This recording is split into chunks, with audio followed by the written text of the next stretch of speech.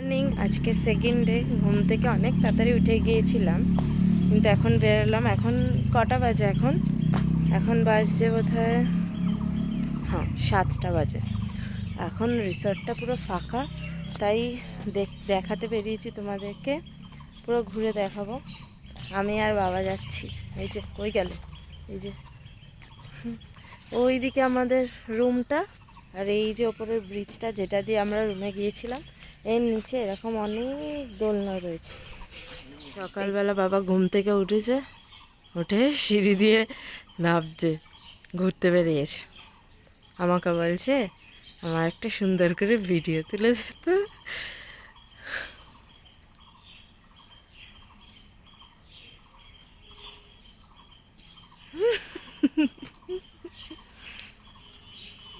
দুটো দোলনা, ওখানে জয়েন্ট দোলনা, আবার ওখানে দুটো দোলনা, আর তারপরে তো এখানে বাগানটা রয়েছে সুন্দর।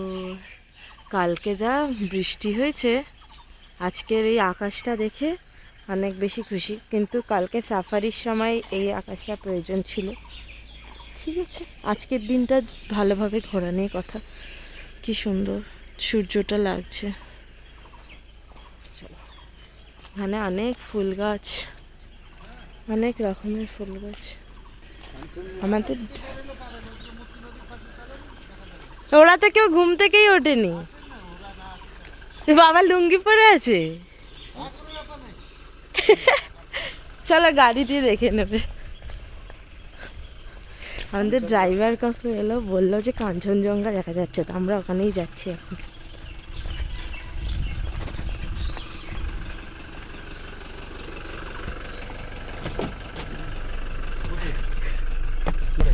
আগে রিসর্টটা ঘুরে দেখার জন্য আমি আর বাবা তো সকালেই ওঠে, আমি যাই হোক তাড়াতাড়ি উঠেছিলাম, সেই কারণে আজকে দেখতে পারবো কাঞ্চনজঙ্ঘাটা।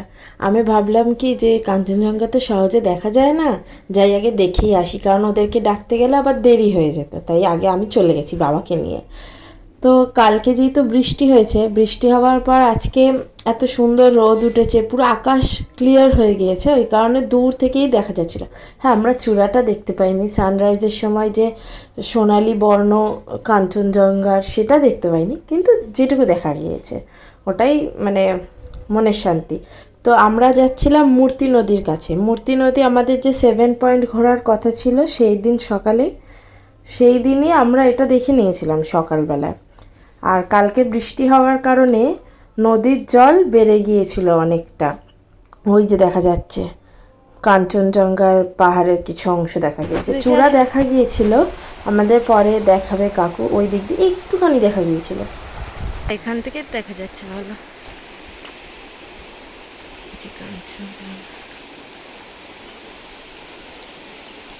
আর এই যে দূরে ওইটুকু জায়গা দেখা যাচ্ছে, ওটাই বলছিল কাঞ্চনজঙ্ঘার চূড়াটা।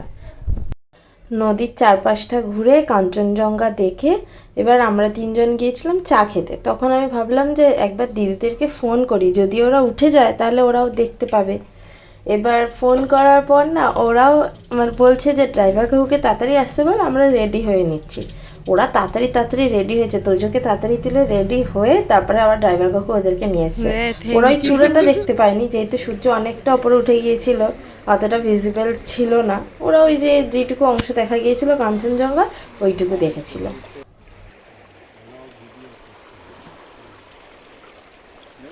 হ্যাঁ, মূর্তি নদীর জলেই দাঁড়িয়ে আছি। এখনও কাঞ্চনজঙ্ঘা একটুখানি দেখা যাচ্ছে, সূর্য যেহেতু অনেক ওপরে উঠে গেছে।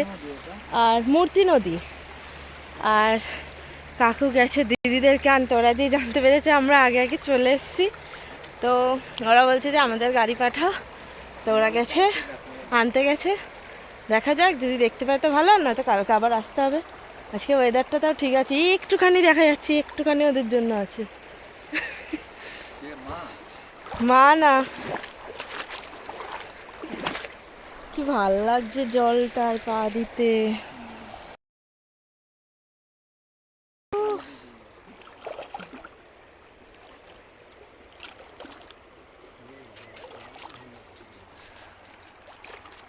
এই যে ওরা এসে গেছে।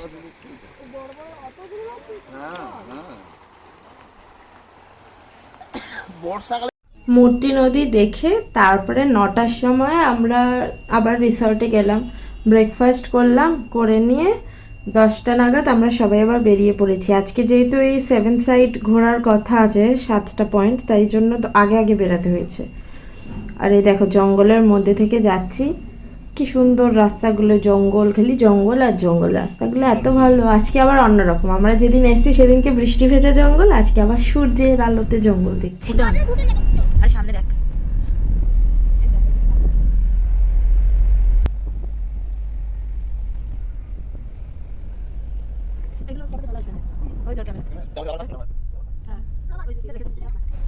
সামনে যে পাহাড়টা দেখা যাচ্ছে ওখান দিয়ে ধস নেমেছিল কোনো সময় একটা, সেখানেরই এই পাথরগুলো এসে জমা হয়েছে।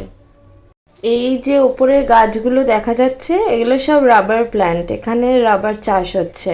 অনেক গাছ, আর প্রত্যেকটা গাছে যে রাবার জমা হওয়ার জন্য প্লাস্টিক বাঁধা রয়েছে।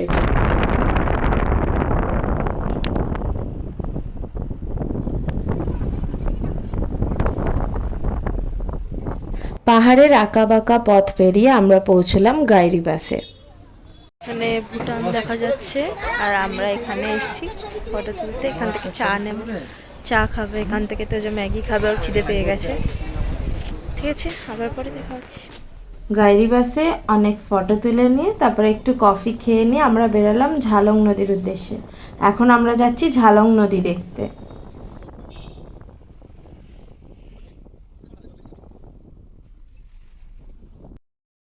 ওই দেখো একটা ছোট নদী দেখা যাচ্ছে।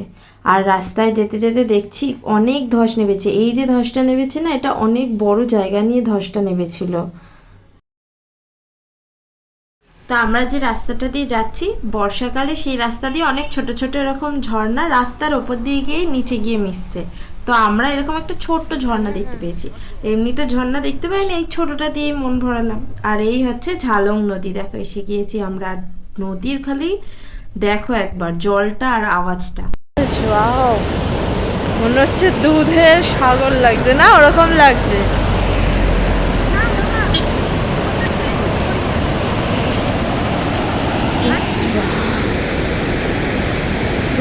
ভিউটা দেখুন কি সুন্দর।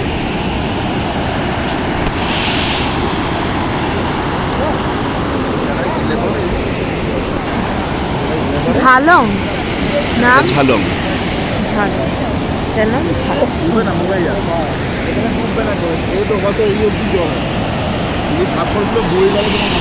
যদি বর্ষার সময় আসে এখান থেকেও জল পড়ে, আরো সুন্দর দেখতে হয়ে যায়। জলের আওয়াজটা শুনতে পাচ্ছ কেন? ঝালং নদী দেখে এরপর আমরা গেলাম বিন্দুর উদ্দেশ্যে। আর যেতে যেতে দেখো রাস্তায় দেখলাম পাহাড় ভেঙে রাস্তা তৈরি হচ্ছে এই রাস্তাটাকে বড় করার জন্য। আর এইটা হচ্ছে অ্যাপেল স্টোন। এই পুরো পাথরটা দেখো একটা অ্যাপেলের মতো দেখতে, আর ওর নিচ দিয়ে একটা নদী যাচ্ছে। আর এর পাশেই একটা রেস্টুরেন্ট আছে, অ্যাপেল স্টোন রেস্টুরেন্ট। আমরা ওখান থেকেই লাঞ্চটাও করেছি, কিন্তু সেটা ফেরার সময়, বিন্দু থেকে ফেরার সময় লাঞ্চ করেছি। এখান থেকে গিয়ে ওখানে গিয়ে বন্ধ হয়ে যাচ্ছে। ওই না ওই দিক দিয়ে যাচ্ছে, নিচের দিয়ে একটু একটু করে যাচ্ছে মনে হয়। ওই দূরে তো যাচ্ছে জল। আর দাদাভাই তো সব জায়গায় আমাকে খচানোর জন্য আর প্রশ্ন করার জন্য প্রস্তুত। এখানে তার প্রশ্ন হচ্ছে এই জলটা এখানে গিয়ে কেন বন্ধ হয়ে যাচ্ছে, আর দূরে গিয়ে কিভাবে জলটা মিশছে। কি ঠান্ডা হাওয়া রে, রে বাবা। এই এসছি আমরা বিন্দুতে, এবার এখান থেকে কিছু কিনবো, দেখবো জায়গাটা। চলো দেখাই। দেখো কত বড় পাথর, জলের ফোর্স, আওয়াজ। এরকম যেতে অনেক দোকান আছে। এখন সামনে যাব, জল আছে বাবা।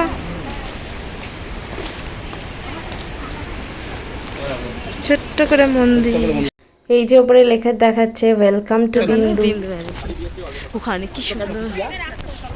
এই হলো বিন্দু ড্যাম।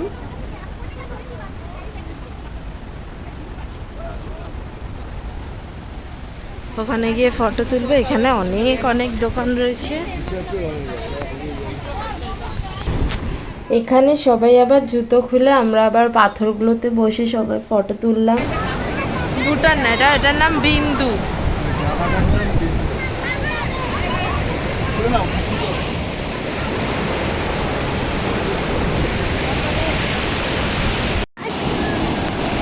ঠান্ডা জলটা পুরো বা অবশ্যই যাচ্ছে। ওইখানেই নদীর পাশে এই জায়গাটা, এটা হচ্ছে ইন্ডিয়া আর ভুটানের বর্ডারটা রয়েছে।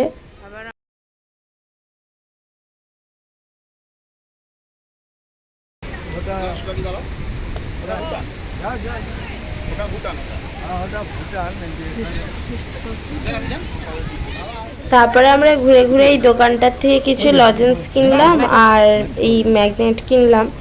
ম্যাগনেটগুলো 50 টাকা করে পিস নিয়েছিল।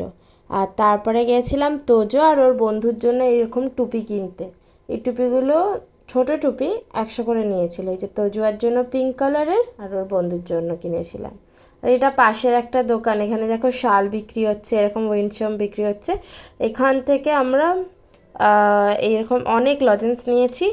আর ওই যে ব্লু কালার উইন্ডচার্মগুলো ব্লু কালারের, ওগুলো 100 টাকা করে নিয়েছে। আর মা এরকম নিয়েছিল রেড কালারের বল বল, এগুলো আমাদের 40 টাকা করে নিয়েছে। এই দোকান থেকেও কিছু ম্যাগনেট কিনেছিলাম, 50 করেই নিয়েছে। আর ফেরার সময় বলেছিলাম না লাঞ্চ করেছি অ্যাপেল স্টোন রেস্টুরেন্ট, তো এই যে অ্যাপেল স্টোনটা দেখিয়েছিলাম এর একদম অপোজিটেই এই রেস্টুরেন্টটা রয়েছে। আর কেউ এখানে একবার ঘুরতে এলে অন্তত এই রেস্টুরেন্টটা একবার খেয়ে দেখো, মানে খাবার বাঙালি খাবার খুব স্বাদের আর খুব ভালো। তার মধ্যে এরকম কাঁসার থালা বাটিতে ওরা সার্ভ করে থাকে, খুবই ভালো ছিল প্রত্যেকটা খাবার। আমাদের এখানে 3 রকমের থালি ছিল, এক থালি ছিল ফিশ থালি ছিল, আর চিকেন থালি ছিল, আর একটা ভেজ থালি ছিল। তারপর আমরা বেরিয়ে গেলাম পরের লোকেশনের জন্য, সেটা ছিল সান্তালি খোলা। ওখানে একটা হ্যাঙ্গিং ব্রিজ আছে, এছাড়াও আরও অনেক কিছু দেখার জিনিস আছে, কিন্তু আমরা শুধুমাত্র এই হ্যাঙ্গিং ব্রিজটাই দেখেছিলাম এবং সেটার জন্য আমাদেরকে 300 টাকা দিতে হয়েছিল। আর টিকিটের জন্য পার পারসন 20 করে দিতে হয়েছিল। আর অবশ্যই যে গাড়ি করে আমাদেরকে ঘোরানো হচ্ছিল সেই গাড়ি এই রাস্তায় যেতে পারবে না, তো এখান থেকে আমাদেরকে আবার একটা নতুন গাড়ি নিতে হবে ওখানকার। আর এই দেখো এখানে যে সাইট সিনগুলোর নাম দেওয়া আছে, তোমরা একটু দেখে নিও। ছোট্ট একটা ভ্যানের মতো গাড়িতে তুলেছে, আর রাস্তার যা অবস্থা, খালি নাড়িয়ে নাড়িয়েই পুরো গেছে সারা রাস্তা। এই রাস্তাটা কি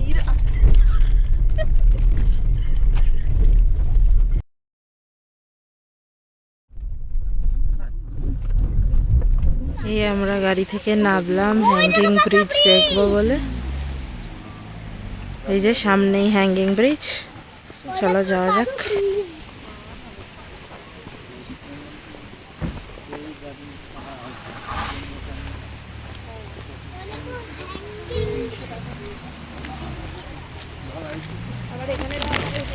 কালিম্পং ফরেস্ট কর্পোরেশন, এই হচ্ছে হ্যাঙ্গিং ব্রিজ। এই দেখিস কাদা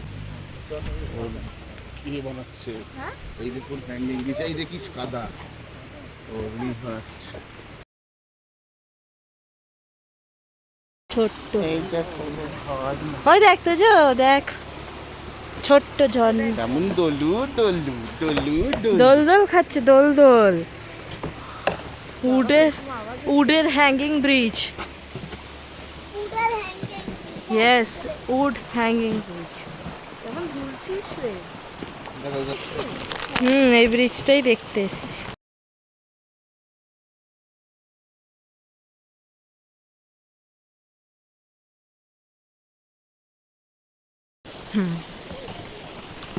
পুরো দোল দোল খাচ্ছে রে। তো যা আসতে যা রে, আমি ভয় পাচ্ছি তো। এটাও খুলে গেল, হ্যাঁ সেটাই তো দেখছি। আমার জুতো সব খুলে। এখানে আসার পর আমি যে জুতোটা পরে গিয়েছিলাম সেই জুতো দুটোই মানে সোল খুলে গেছে, মানে আমি সেফটি পিন লাগিয়ে ঘুরেছি পুরোর পর। এই হচ্ছে রকি আইল্যান্ড। আমরা এখানে আর নাবিনি, সেই একই নদী আর পাথর, তো ওই জন্য আর নাবা হয়নি, আমরা ব্রিজের থেকেই এটা দেখে নিয়েছি।